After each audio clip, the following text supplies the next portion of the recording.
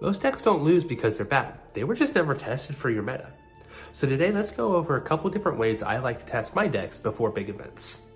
So we're going to start this process from the very beginning, from the time that you have your custom built deck, or you grab a deck off the shelf and you decide to either modify the precon or just run with the straight precon.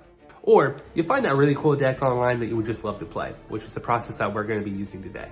This is Kaisa's Best of Houston, which is the deck that I used and tested to win a skirmish. The very first thing that I noticed when I first looked at this deck was I didn't have Time Warps or a Cathian Reigns, so I had to make some substitutions. So, what do these cards do for the deck? A Cathian Reign is a great board clear. So, Singularity, not quite as good, but it'll get the job done. So I substituted a Cathian Reign for Singularity in the sideboard. Now, Time Warp, a little bit trickier. Time Warp is a fantastic finish that can get you from 6 or 7 points all the way up to 8 points very quickly and efficiently. Well, there's some other finishers like the Watchers and Dariuses in the deck that can really help bridge that gap from 6 to 8 points or 7 to 8 points. So I'm going to rely heavily on those, and for now, I'm going to throw in 2 more Singularities for a total of 1 Singularity main board and 2 Singularities in sideboard. And then I'm going to start testing. When testing starts, it's all about playing the deck as much as you possibly can.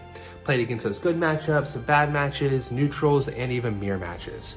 Just get in as many reps as you possibly can. What you're doing during these matchups is seeing what's working for your deck, seeing what new combos you can think of, and just really feeling how to play your cards against every kind of matchup. Once you have a good feel of all of that and you have some good notes, then you can go into your brainstorming session. This is where you can either do this by yourself, with friends, or with your teammates, and just go through different scenarios that you've really struggled with in those matches. Play them out, see what cards in your deck can help overcome those situations. From there, then you can go on to the next step.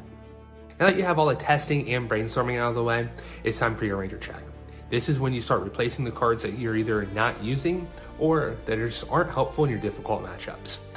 For me, in this example, big units on the battlefield were really difficult for me to get rid of and to deal with. So instead of Singularity, which I thought was going to help, but it was just too high of a cost, I wasn't able to Singularity and do something else at the same turn. I decided to add in my own mighty unit to be able to deal with theirs in the form of Mundo. And as far as the sideboard goes, the Lecturing Yordles never got subbed in. In all of my testing, I never once used them, so they got replaced by some Mega Mechs to help me with additional might if I needed it. I still kept 2 Singularities in sideboard just in case I came to a situation where it was helpful, because occasionally I did play it.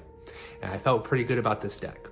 Once these changes are made, it's time to go back to the testing phase and repeat the entire process over again until you're satisfied with how the deck plays against all those matchups.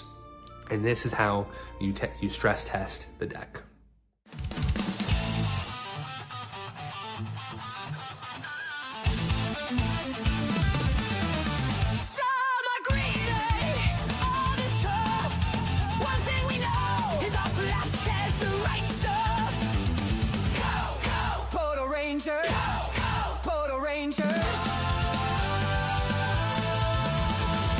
How elusive can they be? To the future we